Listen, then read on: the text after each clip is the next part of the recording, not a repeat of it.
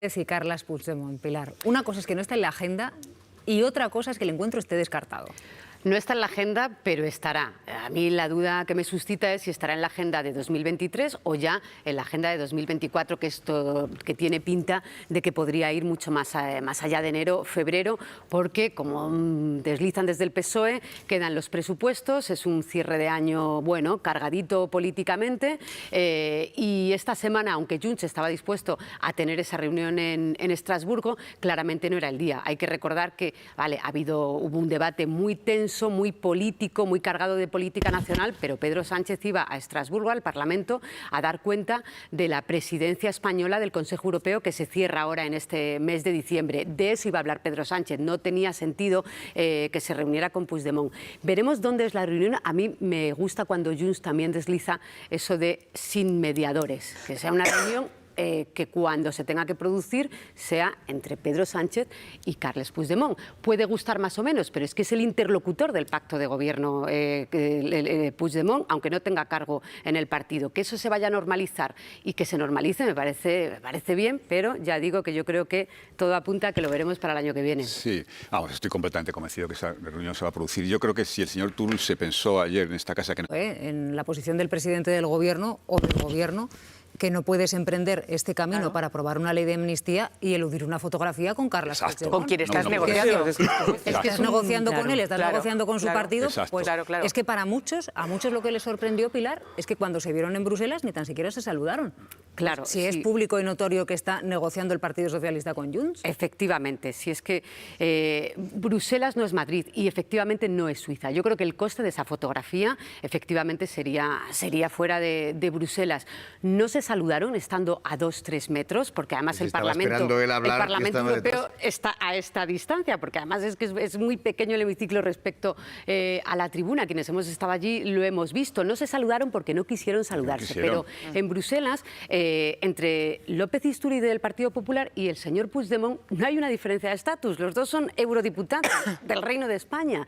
Quiero decir que es un prófugo de la justicia, pero Bruselas, donde tiene despacho el eurodiputado Puigdemont, es el sitio, reconociendo que tiene peso político y que tiene coste. Pero es que esto es un pacto de investidura que no va a durar 3 meses, que está la ley de amnistía, pero la gobernabilidad, que también de ello ha hablado mucho el presidente Sánchez, la gobernabilidad es para 4 años, no para unos presupuestos, incluso para 3, con lo cual es lógico que, aunque tenga peso, esa reunión se vaya a producir en algún momento. Está claro que habrá costes, pero también habrá beneficios. Es el impacto que supuso cuando Yolanda Díaz, en el arranque de septiembre, tuvimos la foto, porque es lo que conocimos. Antes de la reunión vimos la foto.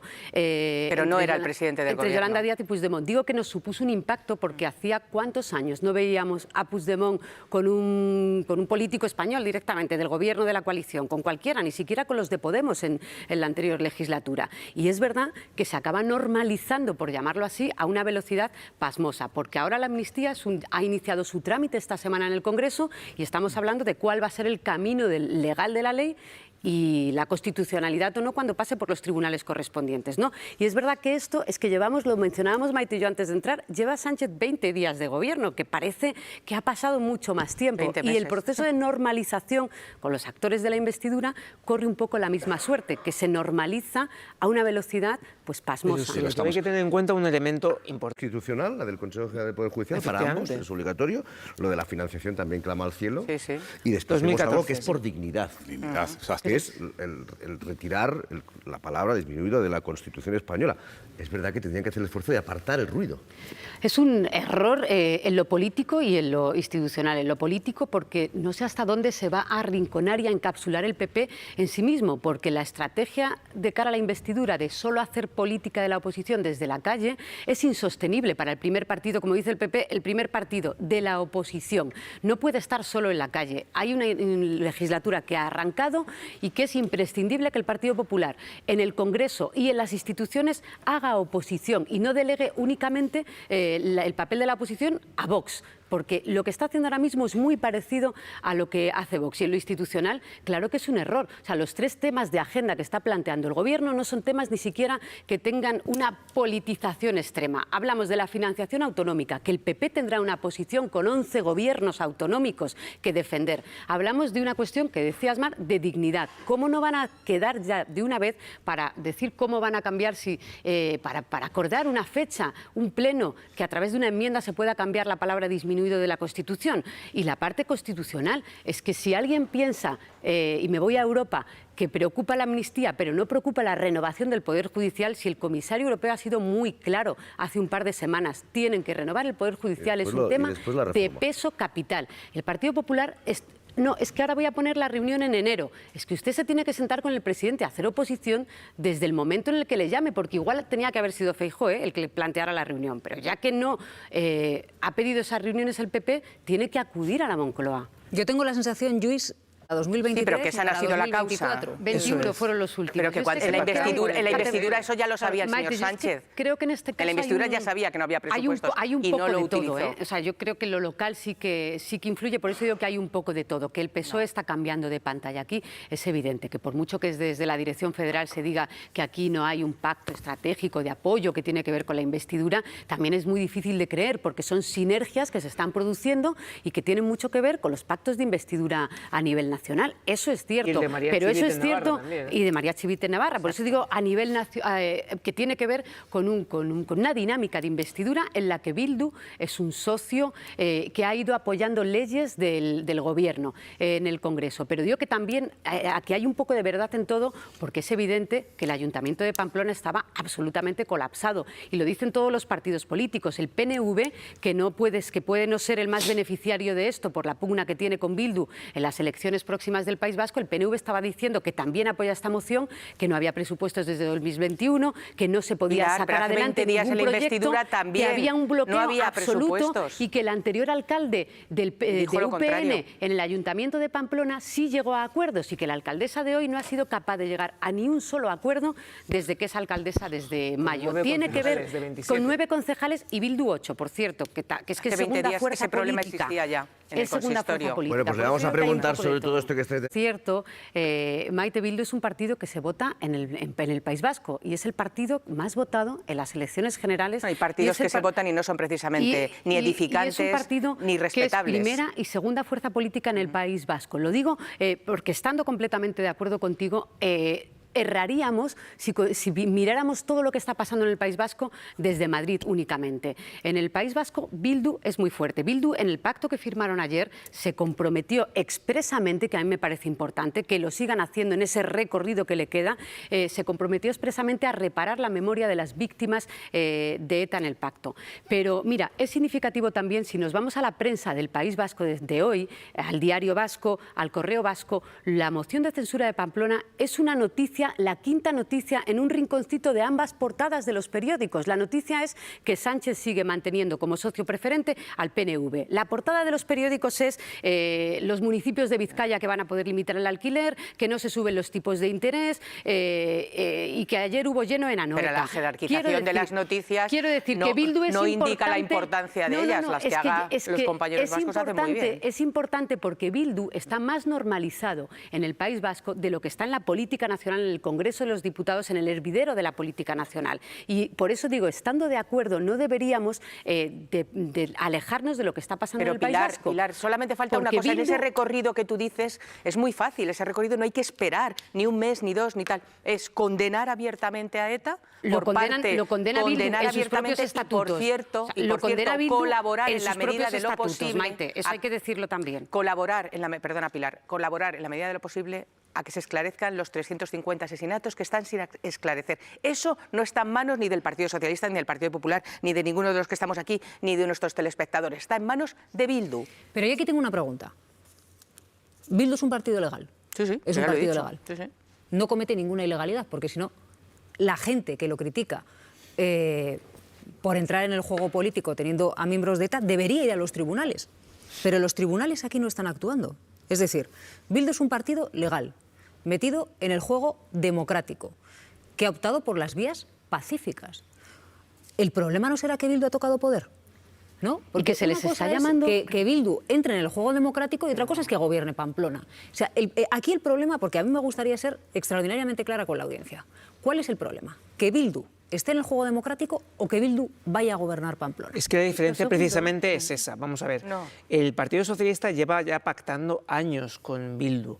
La diferencia estaba efectivamente... Y el PP, Juanma. Y el PP también en ciertos municipios. Dos dirigentes, cierto, Maroto y No, Borja Semper. Y en pequeños municipios, incluso en Maroto y Navarra, Borja Semper hay gobiernos hace incluso más años que ahora PP y UPN reivindicaban con Bildu, negociar ¿no? con Bildu. No digo lo contrario, pero bueno, digamos en cuestiones más simbólicas, porque es verdad que no se puede comparar, yo creo, un pequeño municipio de País Vasco-Navarra con lo que pasa en Pamplona. Pero sí las declaraciones. Sí, Quiero por decir supuesto, que, las es que ellos declaraciones y la animaban a normalización. pactar y a normalizar Y la Bildu. normalización que también hizo Javier Maroto de ellos. Eso por descontado. Pero es verdad que el Partido Socialista expresó ahora sus palabras, porque dijo que no iba a favorecer que llegase al poder ningún candidato de Bildu.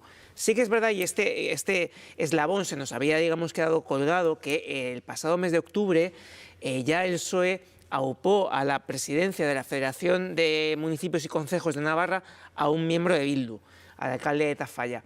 Es decir, que ese proceso de normalización y de estrechamiento de las relaciones con Bildu ya estaba ahí. Efectivamente, yo creo que no se puede deslindar esta cuestión de la investidura de Pedro Sánchez y también de la de María Chivite.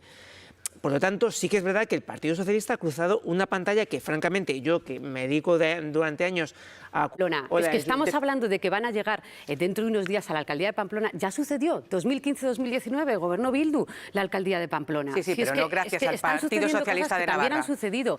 Y lo que está ocurriendo es que estoy de acuerdo. La tensión que se genera con Bildu es porque está siendo una fuerza muy votada en el País Vasco y que no se hace la misma lectura desde la política nacional. Y ese es el problema. Ya, pero y que pasa una es cosa que- solamente. déjame un Pero lo que legal. una condena expresa la ha habido y que les queda un poquito de recorrido, en eso vamos Bueno, a estar sí, de como acuerdo. tú has empezado con una El referencia- suficiente recorrido recorrido, para que lo sigamos que luego- reivindicando, 100% de Como acuerdo. empezado con una referencia que hacías tú a unas palabras de Luis, y está un poco más lejos y le cuesta... Eso, Por Javier, eso es digo, importante que incluso en digo- la moción de Pamplona claro. lo reconozcan otra vez expresamente, que Claro, en cada y pacto lo firman, político al Digo, que digo llegan, que las dos cosas, vuelvan a reconocerlo. las dos cosas son compatibles. Yo le reconozco a Bildu que ha decidido participar en política y, ojo, puede ser la primera fuerza en el País Vasco en el 2024. Tiene muchas opciones. Pero Javier, si todo el mundo sabemos y recordamos de dónde vienen los partidos políticos y la historia que tiene cada partido político, pero si hemos dicho que una banda terrorista tiene que dejar de matar y que los objetivos se consiguen por la vía política, luego no podemos decirles, no, es que en el juego político, si os remitís a ese rinconcito, sí, si tocáis poder... Ruido, que nos enfadamos mucho, pero cuando se toca lo que se tiene que tocar, que es el futuro de una comunidad autónoma...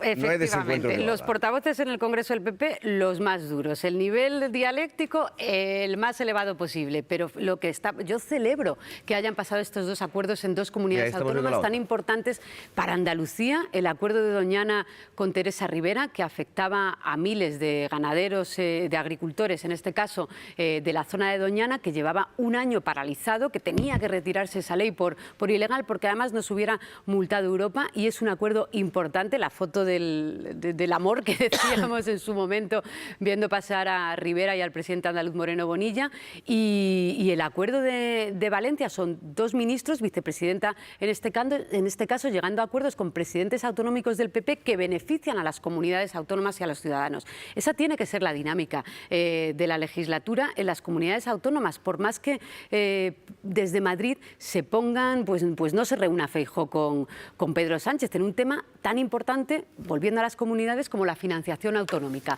en uno de los tres acuerdos, ¿no? Por eso esto de Valencia es importante. Me alegro de ver el brindis, que los ciudadanos vean también que se llega a acuerdos. Óscar Puente ha puesto ahí la sexta marcha, diría yo, en llegar a un acuerdo importante antes de final de año. Hay que recordar que es que llevan 3 semanas de gobierno, 4 semanas apenas. Por eso esta es la agenda que hay que celebrar, porque afecta muchísimo a la comunidad valenciana respecto incluso también al comercio con Europa, con Europa, y que va a tener una inversión de vuelta, se va a capitalizar de manera muy importante.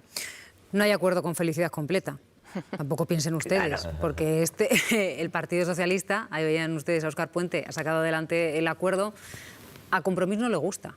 Compromís y la plataforma ciudadana Ciutat Port van a llevar, de hecho, la ampliación del puerto por el muelle norte a los tribunales, porque dicen que las consecuencias ambientales y sociales... Claro, por eso estoy de acuerdo con Juanma en que sorprende tanto lo que hizo el señor Monago en la tribuna del Senado, ¿no? Porque si estamos diciendo que Junts es un partido que está volviendo, haciendo un tránsito a la vuelta del tablero político porque estaban fuera, porque su líder está procesado, y el señor Monago del Partido Popular está hablando exactamente en términos parecidos sobre el lawfare, parecidos no, iguales, cuando dice que José Ricardo de Prada, el juez del caso Gürtel, introdujo un párrafo en la sentencia por animadversión contra el Partido Popular, es que no sé qué diferencia hay con lo que está diciendo la señora Noguera sobre que los jueces del Supremo en este caso fueron a por ellos por independentistas, cuando el señor de Prada fue a por ellos porque eran del Partido Popular. Tenían que ser más contundentes, pero en esto yo ya no miro al PP, miro también al Consejo General del Poder Judicial, que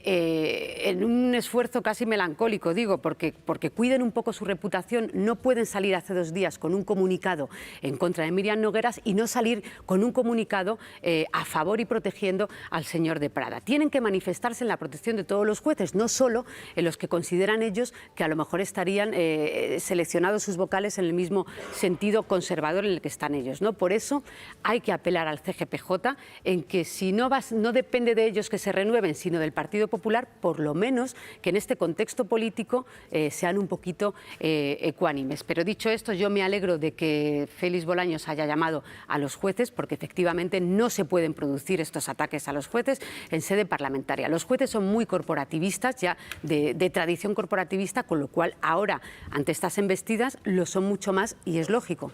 De todas formas, en nuestro Estado de Derecho está... Pero que si tenían algún tinte de prevaricación, tenía que haber sido eso no es lo que va a pasar en el judicializado y Congreso. denunciado. Abrir en canal a la justicia española a través de las comisiones parlamentarias es no ajustarse a lo que va a pasar en el Congreso. Son comisiones parlamentarias. La de Pegasus hay que recordar que se abrió en el Parlamento Europeo.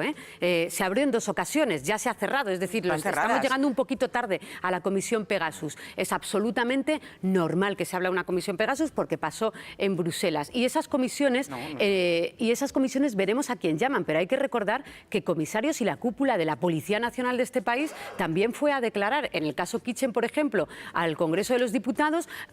Contaron lo que pudieron contar. Oiga, esto está secreto, esto está subyúdice, esto lo puedo contar, estaba esto no. judicializado. Y no Es que es pasó ahí donde hay que absolutamente nada. sustanciarlo. Forma Pero yo parte de las pregunto que la comisiones avanzaba parlamentarias. por las quejas de Podemos a cuenta del caso Neurona, que 3 años después Eso iba a y decir. 10 líneas de investigación abiertas se da carpetazos de casos sin que haya llegado tan siquiera a juicio, esperando un informe de una factura. Atropelló a Esther con los faros encendidos y a oscuras para determinar si incluso con los faros apagados podía haberse visto a Esther en ese camino. Y sí se veía.